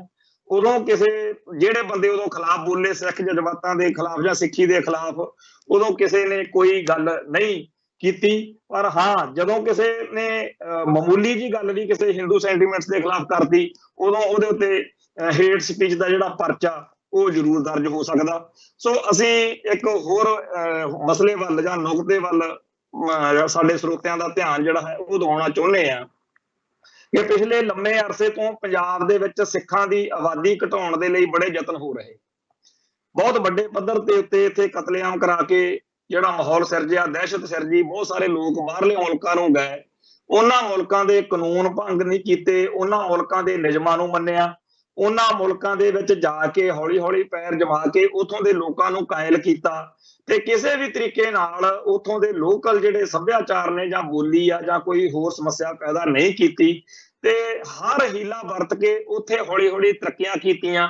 ਤੇ ਉਸ ਸਾਰੀ ਚੀਜ਼ ਨੂੰ ਇਸ ਚੀਜ਼ ਨਾਲ ਮੇਲ ਕੇ ਨਹੀਂ ਦੇਖਿਆ ਜਾ ਸਕਦਾ ਕਿ ਸਾਰੇ ਭਾਰਤ ਦੇ ਵਿੱਚੋਂ ਜਿਹੜਾ ਵੀ ਗੈਰ ਪੰਜਾਬੀ ਬੰਦਾ ਉਹਨੂੰ ਇੱਕ ਖੁੱਲ੍ਹ ਦਿੱਤੀ ਗਈ ਆ ਵੀ ਜਾਓ ਜਾ ਕੇ ਪੰਜਾਬ ਦੇ ਵਿੱਚ ਵੱਧ ਤੋਂ ਵੱਧ ਗਿਣਤੀ ਵਧਾਓ। ਇਹਦੇ ਨਾਲ ਸਿੱਖਾਂ ਦੀ ਗਿਣਤੀ ਜਿਹੜੀ ਆ, ਜਦੋਂ ਸਿੱਖਾਂ ਨੇ ਕੁਰਬਾਨੀਆਂ ਕਰਕੇ 1966 ਦੇ ਵਿੱਚ ਪੰਜਾਬੀ ਸੂਬੇ ਦੇ ਆਧਾਰ ਤੇ ਇਹ ਪੰਜਾਬੀ ਸੂਬਾ ਬਣਾਇਆ ਸੀ, ਤਾਂ ਉਹਦਾ ਭਾਵ ਤਾਂ ਇਹੀ ਸੀਗਾ ਕਿ ਪੰਜਾਬੀ ਬੋਲਣ ਵਾਲਿਆਂ ਦਾ ਸੂਬਾ ਤੇ ਸਿੱਖਾਂ ਦੀ ਬਹੁ ਗਿਣਤੀ ਵਾਲਾ ਸੂਬਾ। ਸੋ ਹੁਣ ਉਹ ਜਿਹੜੀ ਲੜਾਈ ਉਦੋਂ ਸੀ ਆਪਾਂ ਲੜੀ, ਉਹ ਸਾਰੀ ਦੀ ਸਾਰੀ ਸਿਫਰ ਕੀਤੀ ਜਾ ਰਹੀ ਹੈ। ਹੁਣ ਨਾ ਇਹ ਸਿੱਖਾਂ ਦੀ ਬਹੁ ਗਿਣਤੀ ਵਾਲਾ ਸੂਬਾ ਰਹਿਣ ਦੇਣਾ ਉਹਨਾਂ ਨੇ, ਤੇ ਨਾ ਹੀ ਇਹ ਪੰਜਾਬੀ ਬੋਲਣ ਵਾਲਾ ਦਾ ਸੂਬਾ ਰਹਿਣ ਦੇਣਾ। ਜਦੋਂ ਆਪਾਂ ਕਹਿੰਦੇ ਆ ਕਿ ਪੰਜਾਬ ਪੰਜਾਬੀਆਂ ਦਾ, ਉਦੋਂ ਹੀ ਸਾਡੀ ਕੌਮ ਦੇ ਵਿੱਚੋਂ ਹੀ ਕੁਝ ਲੰਡੂ ਉੱਠ ਕੇ ਖੜੇ ਹੋ ਜਾਂਦੇ ਆ ਕਿ ਲਓ ਜੀ ਫਿਰ ਆਪ ਸਾਡੇ ਲਈ ਬਾਹਰ ਪ੍ਰੋਬਲਮ ਆਊਗੀ, ਸਾਨੂੰ ਤੁਸੀਂ ਵਿਪਤਾ 'ਚ ਪਾ ਦਿਓਗੇ। ਤੇ ਜਦੋਂ ਹੁਣ ਇਸ ਸਮੱਸਿਆ ਦੇ ਇੱਥੇ ਅਸਰ ਦਿਖਣ ਲੱਗੇ ਆ, ਉਹਦੇ ਨਤੀਜੇ ਜਿਹੜੇ ਨੇ ਉਹ ਇੱਥੋਂ ਦੇ ਜਿਹੜੇ ਰਹਿ ਗਏ ਲੋਕ ਨੇ ਉਹਨਾਂ ਲਈ ਬੜੇ ਔਖੇ ਨੇ। ਪਰਸੋਂ ਇੱਥੇ ਇੱਕ ਅੰਮ੍ਰਿਤਸਰ ਦੇ ਵਿੱਚ ਮਾਮੂਲੀ ਜਿਹੀ ਇੱਕ ਗੱਲ ਜਿਹਦੇ ਬਹਾਨੇ ਸਾਰਾ ਕੁਝ ਪ੍ਰਗਟ ਹੁੰਦਾ, ਕਿਉਂਕਿ ਇਹ ਗੱਲਾਂ ਬੜੀਆਂ ਅਰਥ ਰੱਖਦੀਆਂ ਨੇ, ਇਹ ਗੱਲਾਂ ਦੇਖਣ ਨੂੰ ਛੋਟੀਆਂ ਲੱਗਦੀਆਂ ਨੇ। ਇੱਕ ਘਟਨਾ ਵੀ ਕਾਹਦੀ, ਇੱਕ ਸਧਾਰਨ ਗੱਲ ਵਾਪਰੀ ਕਿ ਕਿਸੇ ਸੱਜਣ ਨੇ ਇੱਕ ਫੋਟੋ ਖਿੱਚ ਕੇ ਪਾਈ ਵੀ ਆਹ ਦੇਖੋ ਇੱਕ ਪੰਜਾਬੀ ਜਿਹੜਾ ਬੰਦਾ ਉਹ ਰੇਹੜੀ ਲਾਈ ਬੈਠਾ ਗੋਲ ਗੱਪਿਆਂ ਦੀ, ਉਹਦੀ ਰੇਹੜੀ ਤੇ ਕੋਈ ਨਹੀਂ ਹੈਗਾ ਕਿਉਂਕਿ ਉਹਨੇ ਪੀਲਾ ਪਰਨਾ ਬੰਨਿਆ ਹੋਇਆ, ਪਰ ਜਿਹੜਾ ਬਾਹਰੋਂ ਆਇਆ ਬੰਦਾ ਉਹਦੀ ਰੇਹੜੀ ਖੱਚਾ ਖੱਚ ਭਰੀ ਹੋਈ। ਔਰ ਇਹਦੇ ਉੱਤੇ ਬਹੁਤ ਸਾਰਾ ਲੋਕਾਂ ਨੇ ਚੰਗਾ ਮਾੜਾ ਕਿਹਾ ਕਿ ਤੁਸੀਂ ਤਾਂ ਜੀ ਨਫ਼ਰਤ ਕਰਦੇ ਹੋ, ਗੁਰੂ ਗੋਬਿੰਦ ਸਿੰਘ ਵੀ ਬਿਹਾਰ ਦਾ ਹੀ ਸੀ, ਇਹ ਜੇ ਬਿਹਾਰੀਏ ਪੰਜਾਬ ਆ ਗਏ ਜੇ ਉਹ ਚੰਗਾ ਉਹਦੇ ਉੱਤੇ ਰੰਡੀ ਰੋਣਾ ਪਾਇਆ ਜੀ। ਪਰ ਕੱਲ ਉਸ ਖਬਰ ਦਾ ਜਾਂ ਉਸ ਚਰਚਾ ਦਾ ਇੱਕ ਅਸਰ ਪਿਆ ਲੋਕਾਂ ਦੇ ਉੱਤੇ। ਕੱਲ ਸ਼ਾਮ ਦੇ ਟਾਈਮ ਇਹਦੋਂ ਉਲਟ ਸਥਿਤੀ ਸੀ, ਉਹ ਬਿਹਾਰੀ ਜਿਹੜਾ ਬੰਦਾ ਸੀ ਉਹਦੀ ਰੇਹੜੀ ਖਾਲੀ ਸੀ ਤੇ ਪੰਜਾਬੀ ਉਸ ਬੰਦੇ ਨੂੰ ਲੋਕਾਂ ਨੇ ਨਿਹਾਲ ਕਰਤਾ। ਅਸੀਂ ਨਾ ਤਾਂ ਇਹ ਕਹਿੰਦੇ ਆ ਕਿ ਸਾਰੇ ਦੇ ਸਾਰੇ ਜਿਹੜੇ ਬਿਹਾਰੀਏ ਜਾਂ ਗੈਰ ਪੰਜਾਬੀ ਲੋਕ ਨੇ ਇੱਥੋਂ ਭਜਾ ਦਿਓ, ਇਹਨਾਂ ਨੂੰ ਮਾਰ ਦਿਓ, ਜੇ ਇਹ ਕਰ ਦਿਓ ਉਹ ਕਰ ਦਿਓ, ਨਾ ਅਸੀਂ ਇਹ ਕਹਿੰਦੇ ਆ ਕਿ ਪੰਜਾਬੀਆਂ ਨੂੰ ਹੀ ਰੋਟੀ ਮਿਲਣੀ ਚਾਹੀਦੀ ਆ, ਬਾਕੀ ਸਾਰੀ ਦੁਨੀਆ ਭੁੱਖੀ ਮਰਨੀ ਚਾਹੀਦੀ। ਸਾਡਾ ਸਿਧਾਂਤ ਤਾਂ ਬੜਾ ਸਪਸ਼ਟ ਆ, ਸਾਡਾ ਤਾਂ ਸਰਬੱਤ ਦੇ ਭਲੇ ਵਾਲਾ ਸਿਧਾਂਤ ਆ। ਪਰ ਸਰਬੱਤ ਦਾ ਭਲਾ ਜਿਹੜਾ ਹੈ ਉਹ ਮੰਗਣ ਵਾਲੀ ਕੌਮ ਨੂੰ ਜੇਕਰ ਉਹਦੇ ਤੋਂ ਰੋਟੀ ਖੋਲੀ ਜਾਵੇ ਔਰ ਉਹ ਰੋਟੀ ਕਮਾਈ ਮਿਹਨਤ ਕਰਕੇ ਖਾਣੀ ਚਾਹੁੰਦਾ ਹੋਵੇ ਤੇ ਉਹਨੂੰ ਕੋਈ ਮਿਹਨਤ ਵੀ ਨਾ ਕਰਨ ਦੇਵੇ, ਤਾਂ ਉਸ ਮੌਕੇ ਕੀ ਕੀਤਾ ਜਾਵੇ। ਸੋ ਇਹ ਜਿਹੜੀ ਕੱਲ ਘਟਨਾ ਵਾਪਰੀ, ਉਸ ਤੋਂ ਬਾਅਦ ਵਿੱਚ ਜਿਹੜੇ ਲੋਕ ਐਂਟੀ ਪੰਜਾਬ ਨੇ ਜਾਂ ਪੰਜਾਬ ਦੇ ਲੋਕਾਂ ਦੇ ਦੁਸ਼ਮਣ ਨੇ, ਉਹਨਾਂ ਦੀ ਭਾਵਨਾ ਜੇ ਤੁਸੀਂ ਦੇਖਣੀ ਹੋਵੇ ਤਾਂ ਸੋਸ਼ਲ ਮੀਡੀਆ ਤੇ ਦੇਖ ਸਕਦੇ ਹੋ। ਵੱਡੇ ਵੱਡੇ ਟੀਵੀ ਚੈਨਲਾਂ ਨੇ ਵੀ ਡਿਬੇਟਾਂ ਕਰਾਤੀਆਂ ਇਸ ਮਸਲੇ ਤੇ ਕਿ ਦੇਖੋ ਜੀ ਇਹਨਾਂ ਨੂੰ ਕਿੰਨੀ ਸਮੱਸਿਆ ਵਾ ਵੀ ਜੇਕਰ ਪੰਜਾਬ ਦਾ ਕੋਈ ਬੰਦਾ ਭੁੱਖਾ ਮਰਦਾ ਵੀ ਫੇਰ ਕੀ ਹੋ ਗਿਆ ਜੀ, ਐਡੀ ਕਿਹੜੀ ਗੱਲ ਹੋ ਗਈ, ਇਹ ਯੂਪੀ ਬਿਹਾਰ ਦੇ ਲੋਕਾਂ ਨੂੰ ਨਫ਼ਰਤ ਕਰਦੇ, ਯੂਪੀ ਬਿਹਾਰ ਦੇ ਲੋਕਾਂ ਨੂੰ ਨਫ਼ਰਤ ਕਰਦੇ ਆ, ਇਹ ਕਹਿ ਕੇ ਅਸਲ ਵਿੱਚ ਉਹ ਸੱਚੀ ਸੁੱਚੀ ਗੱਲ ਕਰਨ ਵਾਲਿਆਂ ਨੂੰ ਡਰਾ ਦੇਣਾ ਚਾਹੁੰਦੇ। ਔਰ ਹਮੇਸ਼ਾ ਹੀ ਇਹ ਵਾਪਰਦਾ, ਜਦੋਂ ਵੀ ਕੋਈ ਸਿੱਖ, ਜਦੋਂ ਵੀ ਕੋਈ ਪੰਜਾਬ ਦੇ ਹੱਕ ਵਿੱਚ ਗੱਲ ਕਰਦਾ, ਉਦੋਂ ਹੀ ਇਹ ਨੈਰੇਟਿਵ ਸਿਰਜ ਦਿੱਤਾ ਜਾਂਦਾ ਕਿ ਤੁਸੀਂ ਗਲਤ ਹੋ। ਜੇਕਰ ਪੰਜਾਬ ਦੇ ਲੋਕ ਕਹਿਣ ਕਿ ਸਾਡਾ ਦਰਿਆਈ ਪਾਣੀ ਸਾਨੂੰ ਮਿਲਣਾ ਚਾਹੀਦਾ ਹੈ, ਤਾਂ ਸਾਰੇ ਭਾਰਤ ਦਾ ਰੰਡੀ ਰੋਣਾ ਇਹ ਪਾਇਆ ਹੁੰਦਾ ਵਾ ਵੀ ਤੁਸੀਂ ਤਾਂ ਫਿਰ ਮਾਲਕ ਭਾਗੋ ਵਰਗੇ ਬਣ ਗਏ, ਤੁਸੀਂ ਤਾਂ ਜੀ ਗਲਤ ਹੋ ਗਏ।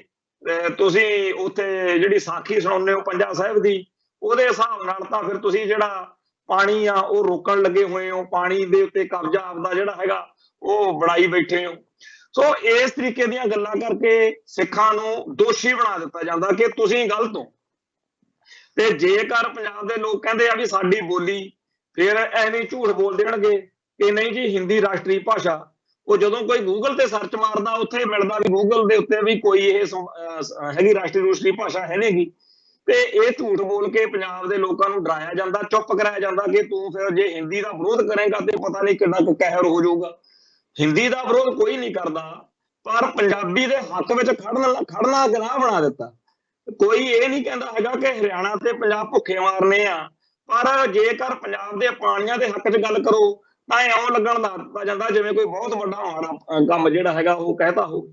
ਹਰ ਮੌਕੇ ਹਰ ਗੱਲ ਦੇ ਵਿੱਚ ਪੰਜਾਬ ਨੂੰ, ਪੰਥ ਨੂੰ ਦੋਸ਼ੀਆਂ ਵਾਲੇ ਕਟਹਿਰੇ 'ਚ ਖੜਾ ਕਰ ਦੇਣ ਵਾਲੀ ਜਿਹੜੀ ਇਹ ਬਿਰਤੀ ਆ, ਇਹ ਦਿਨੋਂ ਦਿਨ ਜ਼ੋਰ ਫੜਦੀ ਜਾ ਰਹੀ ਹੈ।